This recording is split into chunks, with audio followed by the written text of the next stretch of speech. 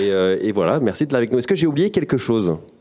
Est-ce qu'il y avait plein de trucs ou pas? Parce que c'est dur de trouver des infos sur toi. Hein. Si, non, je te jure, tu peux trouver. Hein. Putain, faut juste taper le nom sur Google. Et j'ai eu ça.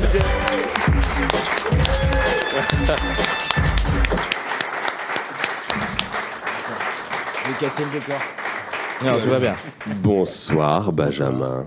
Bienvenue. Petite ambiance. Merci. Ouais, là, on se met bien, tranquille. Ça va? Ça fait bon ouais, impeccable. Tu es scénariste et réalisateur, notamment dans le domaine de la comédie. Tu as réalisé un court-métrage que j'ai vu, qui m'a bien plu, qui s'appelle Cendrillon du pied gauche. Oui. Et 38.5 Quai des Orfèvres, qui a remporté le Grand Prix international de l'Alpe d'Huez l'année dernière, si je ne dis pas de bêtises. Absolument. Fort. Et ouais, avec... bon, on en reparlera. et voilà, merci d'être là avec nous. Est-ce que j'ai oublié quelque chose? Est-ce qu'il y avait plein de trucs ou pas? Parce que c'est dur de trouver des infos sur toi. Hein. Si, non, je te jure, tu peux trouver. Hein. Putain, faut juste taper le nom sur Google. Et j'ai eu ça direct. Non, mais non, mais t'inquiète pas, je t'enverrai des liens. Pas de problème. Ça y est, je suis la tête de Dieu. Bonne chance pour la suite, hein. Waouh, ça commence. Non, mais oui, moi j'ai fait beaucoup de programmes courts, notamment sur Canal pendant longtemps. Donc, tu as écrit? Non, j'ai réalisé beaucoup, écrit aussi, mais j'ai commencé sur les bonus de Guillaume avec Guillaume Gallienne. Ouais. Après, je faisais aussi quelques magnétos avec Louise Bourgoin. Après, on a fait un duo qui s'appelait Mika et Binge. On faisait des fausses bandes annonces de films en rapport avec l'actu. Donc toutes les semaines, on devait faire on faisait ça tous les dimanches dans une émission qui était l'émission de Bruce Toussaint et de Dominique Farrugia. Et donc on a fait plein de programmes courts comme ça. Et puis après j'ai participé à d'autres programmes courts comme pas en mode d'emploi mais en tant qu'auteur dans le groupe d'auteurs parce qu'il y a beaucoup d'auteurs. Et puis voilà, donc j'ai fait beaucoup de choses. Et puis est arrivé après le temps du long métrage avec 38.5 Quai des Orfèvres qui était encore une comédie pour le coup. Très bien. Et ouais, justement, moi, ça qui m'intéressait, c'est de parler du processus d'écriture, en fait. Moi, ce qui m'intéresse, c'est on parle beaucoup des blagues, on parle beaucoup des acteurs qui font rire et tout ça. Mais ce qui m'intéresse vraiment, c'est un truc parce que j'écris pas vraiment de comédie, mais on se tente à la comédie avec Dorian sur 2-3 trucs. Et moi, ce qui m'intéresse, du coup, c'est qu'est-ce qui t'inspire généralement pour écrire? D'où est venue l'idée? Parce qu'on a un peu discuté avant. Mais d'où est venue l'idée d'écrire la comédie, notamment ce film? Après, alors moi déjà ce que j'aime, je suis assez fan de polar, de thriller et tout ça, mais dans le sens premier du terme. Et j'ai un esprit, mais depuis toujours, j'aime bien revoir les choses sous l'angle de la comédie et me dire tiens, qu'est-ce qui se passerait si le détective était couillon, si le tueur faisait une gaffe ou des trucs comme ça. Tu détournes les personnages et quand je regarde, des fois, je m'amuse à ça. Donc ça a été un processus un peu longtemps. Après, j'aimais beaucoup tout ce qui était les parodies, tout ce qui était détournement et tout ça. J'étais très fan parce qu'on a été un peu nourri à ça dans les années 80, 90 où il y avait beaucoup de choses comme ça, qu'il y a moins aujourd'hui. Et donc, quand l'idée de faire 38.5 est apparue, l'idée, c'était de dire, tiens, je vais prendre... Parce que c'est pas qu'un film de parodie, c'est aussi un hommage à tout plein de films, que ce soit des films comme Le Silence des agneaux, des films très sérieux, mais aussi des films, il y a des clins d'œil à des comédies parodiques qui ont marqué l'histoire, comme Les As, ce soit aussi les sketchs des Inconnus. Je crois, Leslie Nielsen et tout ça, je crois, on a des images et tout. Exactement. Je vois très bien le délire. Et Les Inconnus, voilà. Et ok, d'accord. Et tu as des techniques particulières Je veux dire dans l'écriture? Ouais, dans l'écriture du personnage. En fait, l'idée, c'est qu'il y ait d'abord une trame, il y a une vraie enquête, une vraie histoire. Donc, j'ai commencé par écrire la partie, on va dire, sérieuse et l'intrigue avec la vraie enquête. Oui. Et après, je l'ai agrémenté de tout ce que j'avais envie d'y mettre et parfois même chercher, parce que l'idée, c'était aussi de jouer avec le code de ces films-là où il se passe toujours des choses au premier plan, au deuxième plan, des choses parfois au son, essayer de surprendre, faire une blague qui est un peu inattendue, et puis parfois des trucs qui se voient pas forcément, mais si tu le revois, parce qu'il nous arrive parfois de voir des films et de sortir tous d'un film en disant t'as vu ce truc-là, et non, moi je l'ai pas vu, et puis quelqu'un d'autre a vu autre chose, et donc c'était ça aussi qui m'amusait dans ce film-là, c'était de jouer avec ça. Donc on a un peu... c'était marrant parce qu'il y avait une phase d'écriture, évidemment, avec plein de choses pensées. pensé. Et puis au tournage, il y avait des gens qui aussi amenaient des choses. Il y avait la déco qui parfois avait une idée de connerie. Donc parfois, il fallait aussi doser, en fait. Doser entre est-ce qu'il n'y en a pas de trop? Est-ce qu'on va perdre dans la globalité le propos? Quelle est la chose la plus importante dans la scène qu'on veut mettre en avant? Et donc, du coup, voilà, c'est des trucs de dosage et que tu fais aussi avec les comédiens. Parce que, Parce que sinon, Michael, il joue pas dans ton film. voilà. Mais c'est surtout que tu rencontres en fait tes personnages au moment du casting, parce que même si tu les as écrits d'une certaine manière, parfois, au moment où tu rencontres tes interprètes, ils vont amener un truc à eux qui va forcément leur donner une autre dimension. Alors parfois qui est totalement surprenante, que tu n'attendais pas à ce niveau-là. Parfois tu te dis, est-ce que c'est ça? Alors du coup tu te dis, tu es hyper séduit, mais la proposition est aussi peut faire écho à un autre personnage, donc tu dis lequel je dois redescendre. Et donc voilà, donc il y a une histoire de dosage comme ça permanente. Ouais, justement, et quand on parle pour des dialogues, par exemple, comme tu dis, il y a une histoire de dosage, tu travailles avec le comédien, tu as tourné avec Artus sur le film et Didier Bourdon, quand même, qui sont à la base, j'ai envie de te dire, humoristes, j'ai envie de dire. Est-ce qu'ils participent un petit peu à leur perso? On a Didier Bourdon et tout. Sur l'idée, c'était de toute manière qu'ils venaient pour s'amuser aussi et qu'on construisait le personnage ensemble. On n'a pas trop bougé sur le texte et les dialogues. Ouais. Après, il y avait des choses où parfois ils partaient sur des fins de scène ou même sur des trucs où on les laissait et puis on a gardé parfois on a coupé, mais en tout cas on était d'accord sur l'essence de la scène. Ouais. Et moi je faisais attention à garder, parce que comme j'expliquais, on s'en parlait avant, il y a parfois des dialogues qui sont des dialogues pivots dont on a vraiment besoin, soit pour donner une information dans l'histoire pour que l'histoire avance, mais aussi parce que il va y avoir une vanne qui vient derrière par un autre personnage et il faut qu'il ait le pivot, donc il y a certaines choses à respecter absolument. Faut que je prenne des notes sur la masterclass là. Vas-y. Et Didier Bourdon, juste question, tu l'as casté du coup ou Non. Non, Didier est arrivé sur le film. Un de mes producteurs le connaissait bien et lui a fait lire le scénario. Et c'était à la base, c'était un peu ouvert. On s'est dit, on va voir un peu s'il y a un personnage qui. Je pensais qu'il ferait un passage, qu'il ferait un caméo, un guest, comme il y a, par exemple, il y a Stéphane Bern qui vient faire un caméo dans le film.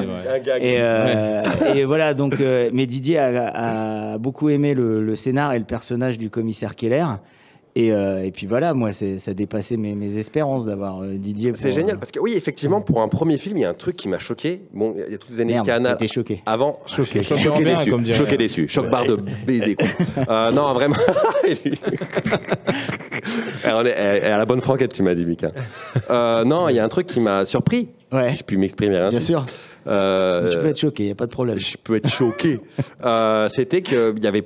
Alors, on a des images, pour ceux qui ne voient pas qui c'est, mais on a donc Artus, Caroline Anglade, Didier Bourdon.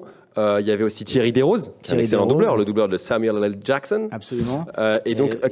Pascal Demolon aussi. Pascal Demolon, qui est excellent. Vincent Desmiard, Yann Papin. Voilà, qui est Frédéric Bell. Frédéric Bell. Karine Ribert. Voilà, comment tu te retrouves à la tête d'un tel casting pour un premier film? Pour un premier film, comment t'as fait? C'est le scénar qu'a joué? Sans doute parce que c'est bien écrit. A priori, je savais que sur ça. Voilà. Non, mais t'as raison. C'est ça, c'est hyper important.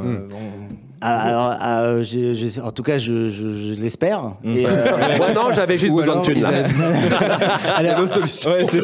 là. Non, mais en fait, effectivement, ils avaient envie de s'amuser aussi dans un film comme ça, parce qu'on n'en tourne pas tout le temps en France des films un peu parodiques comme ça, et de pouvoir s'amuser aussi loin dans chaque scène, parce qu'on avait un ours au départ de 2h05, on est arrivé à un film d'1h24. Voilà. Donc il y avait vraiment, on s'est beaucoup amusé au tournage et ils se sont vraiment emparés de leur personnage, et du coup c'était génial parce que il y avait une vraie alchimie entre tout le monde, et voilà. Et donc je pense que chacun, parce qu'en fait moi ce que j'aime, on parlait justement des personnages secondaires.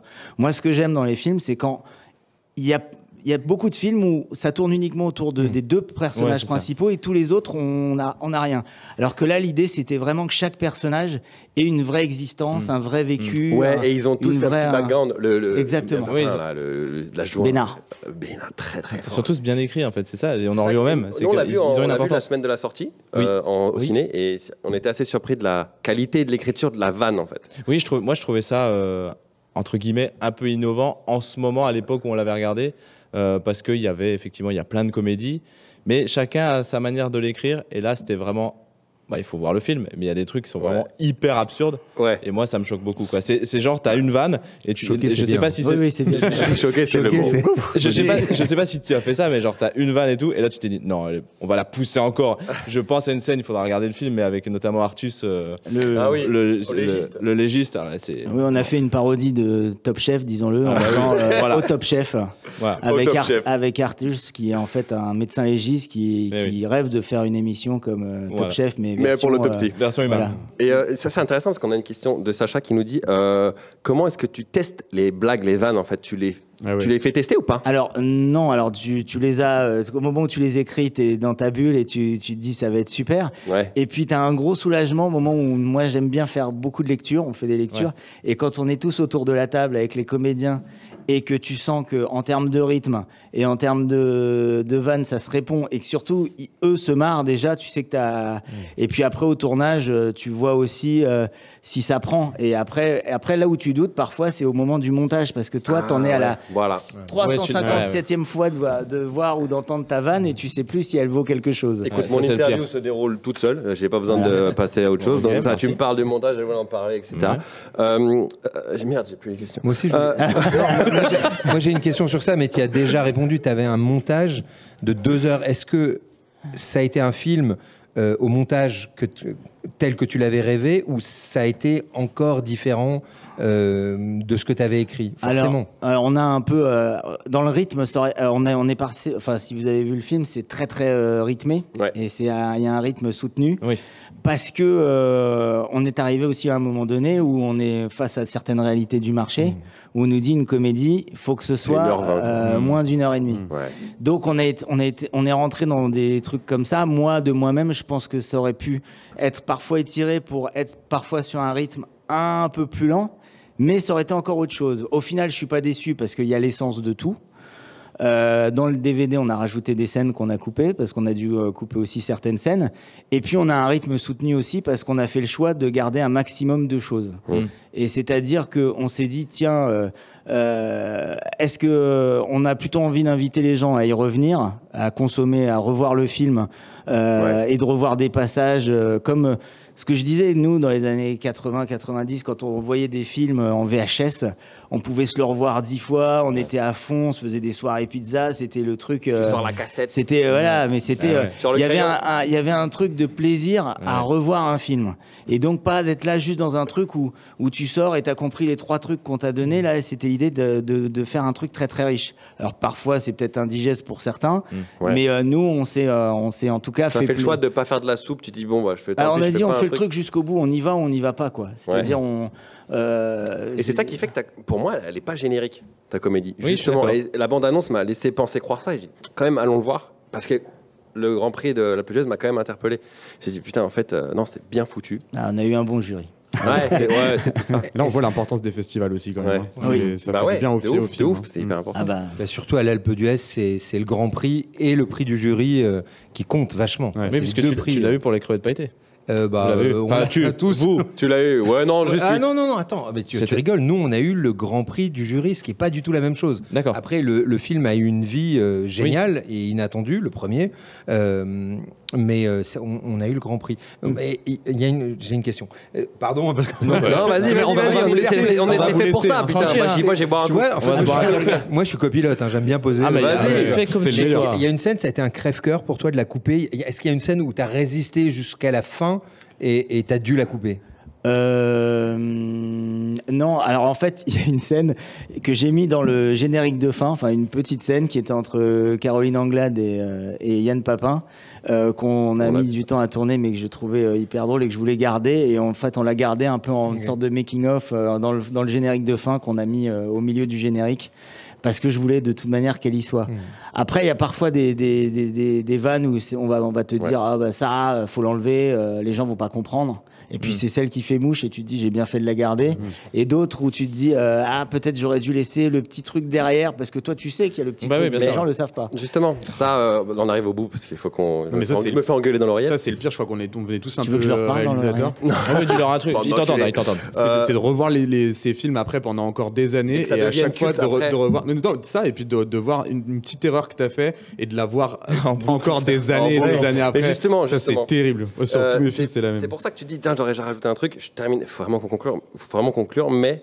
Comme dirait Jean-Claude Duss. Mais il y a deux questions. Qu'on embrasse d'ailleurs. On l'embrasse, on l'aura bientôt. Je sais pas.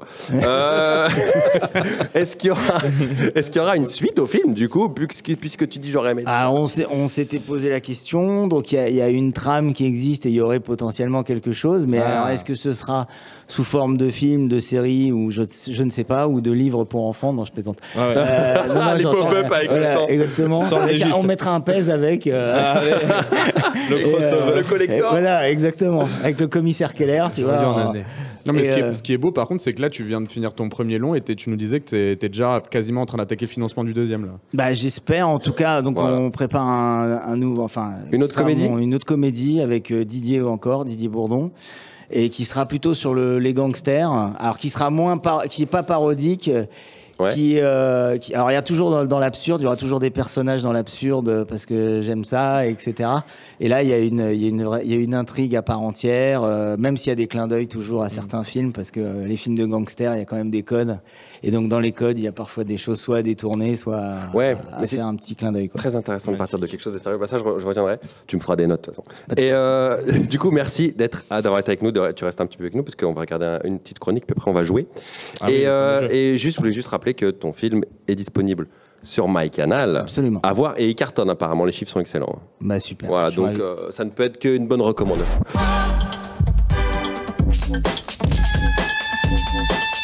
Vous aimez les invités en large et en couleur? Oui. Bah l'émission n'est pas en noir et blanc en même temps. Hein. Non, d'accord. Mais ce que je veux dire, c'est que notre invité, lui, il est haut en couleur. Et toc.